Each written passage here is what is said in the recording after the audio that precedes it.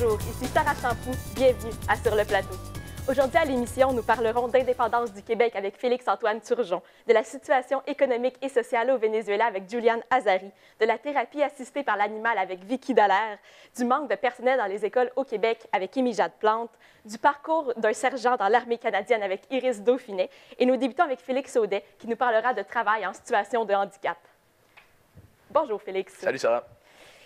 Premièrement, est-ce que tu peux nous parler de la personne que tu as rencontrée? Oui, exactement. Je suis allé sur le terrain pour rencontrer Nicolas Savard, atteint d'un handicap, qui travaille depuis maintenant 23 ans pour Optimum Clinique Visuelle à Jonquière. Ma rencontre avec l'homme m'a permis de mieux comprendre sa situation, puis aussi de voir à quel point son emploi a changé sa vie. Et quel est son handicap exactement? Eh bien, Nicolas, à seulement 6 semaines, il a fait une méningite suivie d'une hydrocéphalie touchant directement son cerveau. Ça lui a eu un impact grave sur sa motricité et sur son développement. Lors de ma rencontre avec lui, en face à face, il m'a expliqué que le pédiatre aurait dû détecter bien avant sa maladie, sa méningite, ce qui l'aurait épargné de plusieurs répercussions. Et qu'est-ce qui l'a amené à travailler chez Optimum? Eh bien, avec son intervenant, Nicolas, il voulait intégrer fortement le milieu du travail, mais aussi faire partie de la société. De plus, Nicolas, quand il m'a parlé, il m'a expliqué qu'il voulait distribuer son bonheur et sa joie de vivre. Le Jonquiérois, il a aussi la chance d'avoir un grand support de la part de ses parents durant toute sa vie, mais encore plus durant son obtention d'emploi. Il se dit vraiment choyé et fier de toujours occuper ce poste-là, encore aujourd'hui. La clinique Optimum, eux, se disaient très enjoués à l'idée d'engager Nicolas, faisaient une très belle action de leur côté. Est-ce qu'il a une relation spéciale avec les clients, avec les employés? Eh bien, Nicolas, il est tout le temps heureux d'aller travailler, puis ça apporte une très belle énergie entre les murs de la clinique. De plus, à toutes les fois que les clients le voient, ils viennent le saluer puis ils prennent de ses nouvelles, ce que Nicolas trouve très gratifiant. Aussi, il se dit très choyé et pour lui, c'est un charme et un pur plaisir de toujours travailler avec les différents employés de la clinique. En terminant, à quoi ressemblent les tâches qu'il a à faire? Eh bien, Nicolas, c'est un peu l'homme à tout faire. Nicolas, il fait tout. Il peut faire les tâches ménagères quotidiennes, comme nettoyer la vaisselle ou sortir les poubelles, mais il passe une grande partie de sa journée à nettoyer les montures pour que tout soit propre et que les clients tout soit parfait. Merci beaucoup, Félix. Merci.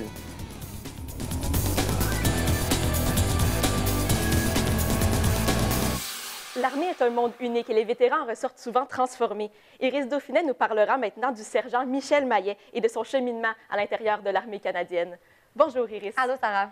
Pour commencer, explique-nous qui est Michel Maillet. Oui, donc en fait, Michel Maillet, qu'on connaît plus souvent sous le nom de sergent Maillet par ses collègues, a servi l'armée canadienne pendant plus de 16 ans. Il a tout d'abord commencé en étant recrue, puis ensuite monter les échelons pour être sergent. Et comment s'est déroulé son parcours dans l'armée? Donc, en fait, il a su qu'il devait intégrer l'armée lorsqu'il a vu son oncle, qui lui était colonel, faire ce qu'il faisait. Il explique qu'il voyait son oncle comme son héros, donc ça l'a motivé à s'y intégrer. En 2004, il a donc fait son entrée à l'armée, où il a pu combattre à des places telles que l'Afghanistan, l'Haïti, la Roumanie et l'Irak.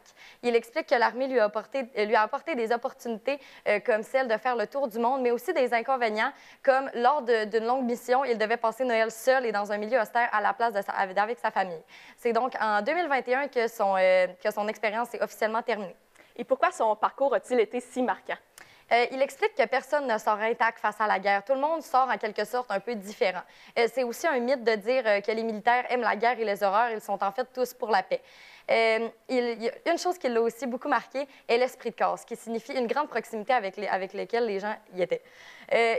Ils s'appellent les frères d'armes. Fait que peu importe la distance qui les sépare, ils resteront toujours en bon contact.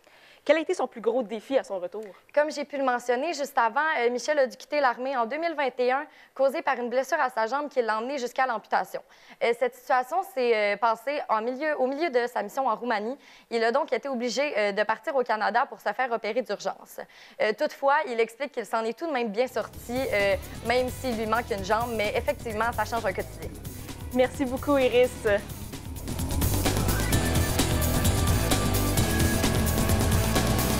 Le monde de l'éducation fait beaucoup jaser présentement. La journaliste Émy Jade Plante s'est renseignée sur les impacts du manque de personnel dans les écoles au Québec. Bonjour, Émy Jade. Bonjour. Tout d'abord, quelles conséquences a ce manque de ressources sur les élèves? Bien, en fait, le problème, c'est que les profs attendent que l'élève ait des mauvaises notes, qu'il ait des cotes ou qu'il se fasse diagnostiquer, ce qui prend énormément de temps. Puis quand ils finissent par agir, le mal est déjà fait. Les professeurs devraient diagnostiquer, voir les troubles d'apprentissage et les troubles de comportement le plus tôt possible pour agir le plus vite. Les enseignants sont-ils également touchés par ce problème-là? Oui, ils sont touchés aussi. Plusieurs sont contraints d'être disponibles pendant au moins une période par semaine pour faire de la suppléance. D'autres, comme Mélanie McGuirin, a dit qu'elle n'était pas encore obligée de le faire parce que plusieurs se proposent déjà à le faire. Par contre, il ne faut pas oublier non plus que les enseignants ont aussi une vie privée, puis que ce n'est pas tout le monde qui sont disponibles de faire des heures supplémentaires ou plus d'heures. On parle beaucoup du système d'éducation. Qu'est-ce qu'il pourrait faire pour améliorer la situation? On devrait commencer à améliorer les postes budgétaires et les délais d'attente pour que ça soit moins long. Les professeurs devraient agir plus vite quand ils voient les problèmes de l'élève et pas attendre que ça soit rendu un problème majeur. Ils devraient réagir vraiment vite. Est-ce que le manque de main-d'œuvre a un impact sur les professeurs?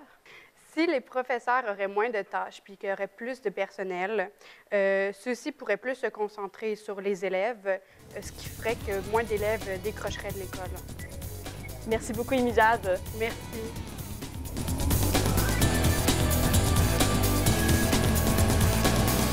Parce que l'animal aussi peut faire énormément de bien, ma collègue Vicky Dallaire est allée rencontrer Martine Bélanger, propriétaire de zoothérapie Mamma Mia à Chicoutimi-Nord, pour discuter de thérapie assistée par l'animal. Bonjour Vicky. Bonjour Sarah. Tout d'abord, en quoi consiste la zoothérapie exactement? En fait, Martine Bélanger m'a expliqué qu'il s'agit d'une forme de médecine douce qui favorise l'approche thérapeutique entre une personne et un animal qui, lui, a été formé et sélectionné selon de ses besoins. Quels types d'animaux sont utilisés lors de ces séances-là? En fait, Sarah, tous les types d'animaux peuvent être utilisés parce qu'ils comportent tous des avantages puis des désavantages. Ça dépend toujours du plan établi qu'on a établi pour le client. Ils ont tous un potentiel.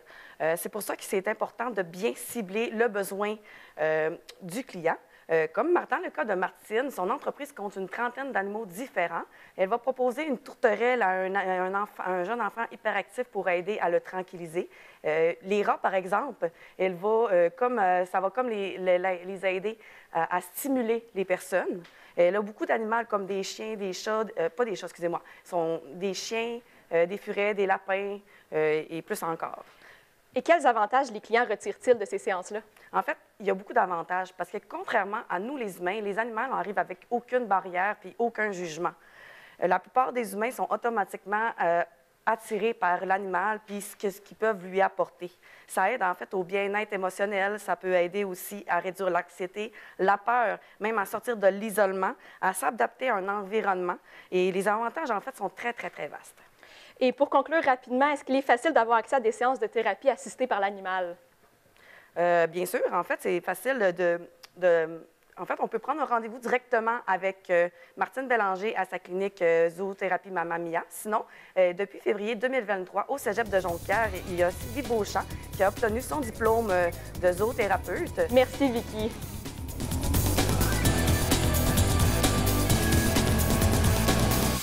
Une crise peu discutée dans les médias se déroule présentement au Venezuela. On en parle avec Julian Azari, qui a rencontré un immigrant vénézuélien qui lui a expliqué la situation sociale et économique au Venezuela.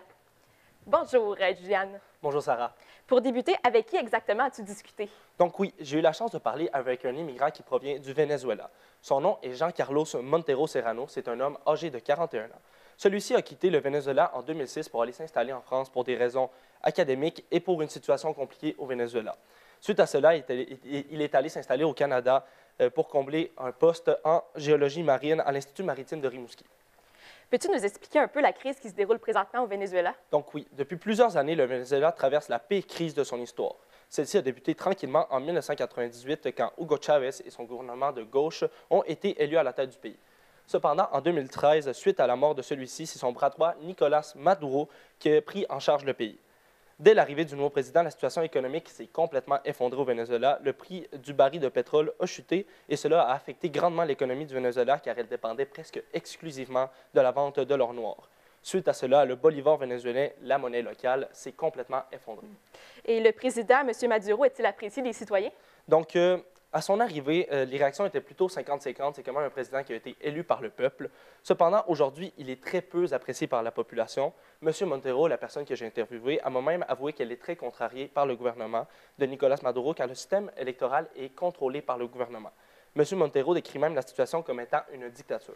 Rapidement, comment les Vénézuéliens sont-ils impactés par la crise actuelle? Donc, la crise elle a provoqué plusieurs répercussions sur la société vénézuélienne. Notamment, on a pu constater une grande augmentation de la violence et de la criminalité dans les rues.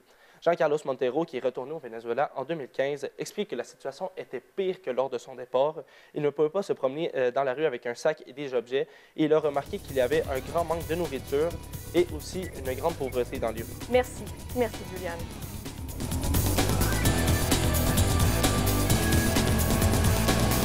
Le Parti québécois a fait l'actualité récemment avec sa montée dans les sondages d'intention de vote. C'est pourquoi mon collègue Félix-Antoine Turgeon abordera aujourd'hui le futur de l'option indépendantiste au Québec après avoir rencontré Sylvain Gaudreault, ancien député du Parti québécois. Bonjour Félix-Antoine. Bonjour Sarah. Premièrement, pourquoi l'indépendance serait-elle nécessaire pour le Québec?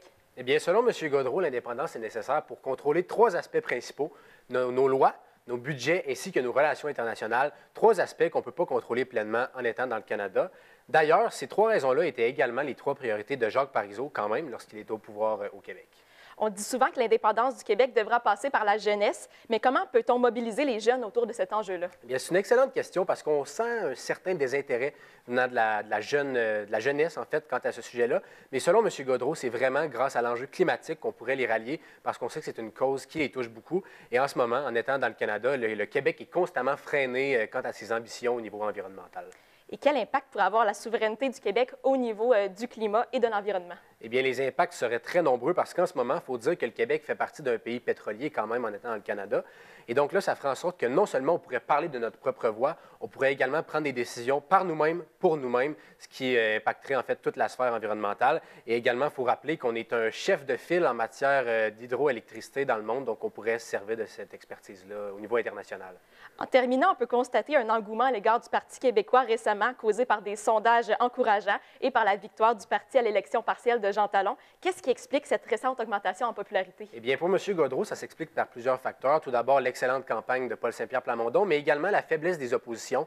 On sait que Québec solidaire et le Parti libéral se cherchent par les temps qui courent. Également, plusieurs électeurs étaient partis du Parti québécois pour aller à la CAQ en raison du nationalisme de François Legault.